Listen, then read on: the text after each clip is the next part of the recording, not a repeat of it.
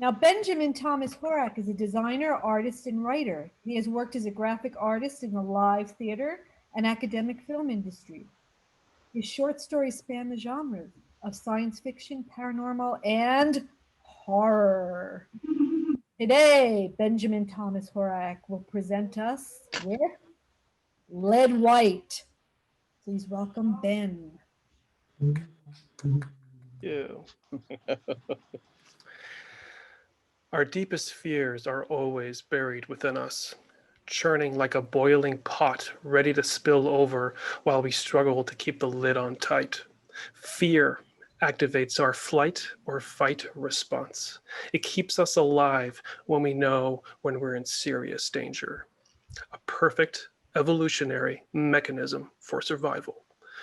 But when that machinery fails, we are desperate to keep back the monsters and ghosts from rushing in.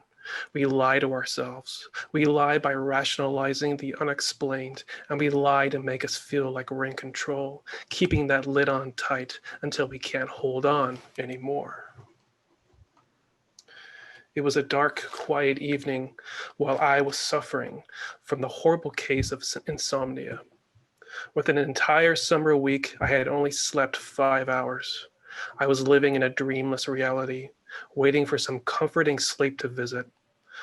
What I got instead of dreams was a little tiny speck of light, a steady glow of white dot on a wall, non-blinking like an LED or a laser pointer. Or what was it? It's just the light of a thermostat. I relaxed into the bed.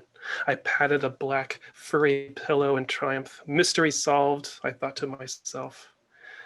My ease ended when I realized a basic fact about my apartment.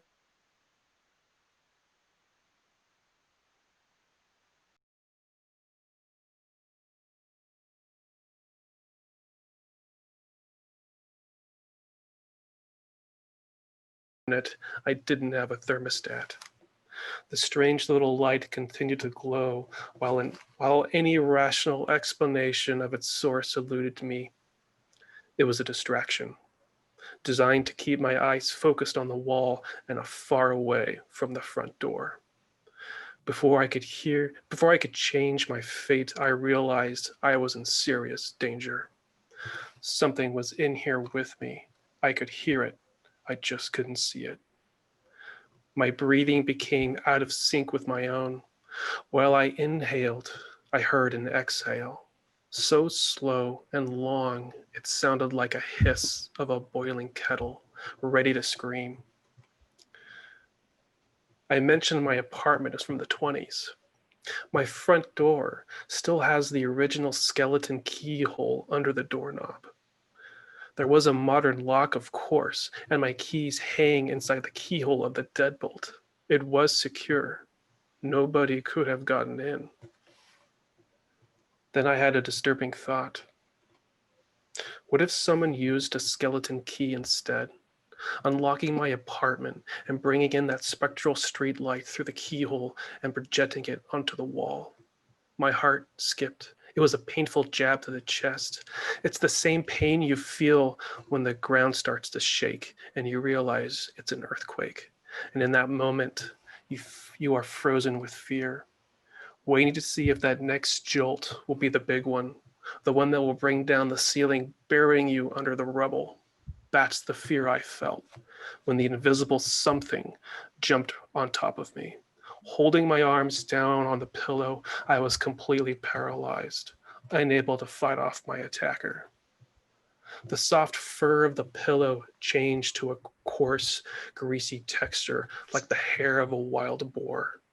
I observed as thick hair fibers grew out of the dark pillow, brushing between my fingers. The dark mass that was crushing me was warm. It pumped fresh blood through a maze of veins, and its lungs expanded against my stomach. What I was holding was a growling, wild dog. The beast slowly turned its long snout inches from my face. Its jaw hung slack, revealing a cave of teeth gleaming with slick saliva. I saw the pupils of the animal, black as the room, darting back and forth, letting the lead-white corners of its eyes flicker. Then the pillow returned. My fingers felt the soft plush of a black fur again. The white light on the wall vanished, and the deep, dark beast evaporated through the keyhole. This was not a nightmare, because I never went to sleep. What happened to me was a visit from the deepest fears inside me, bubbling up from the magma of the mind and creeping out of my soft shell, melting my world down. I only hope that when the dark beast comes through that keyhole during the quiet, dreamless nights, I will be ready to face it.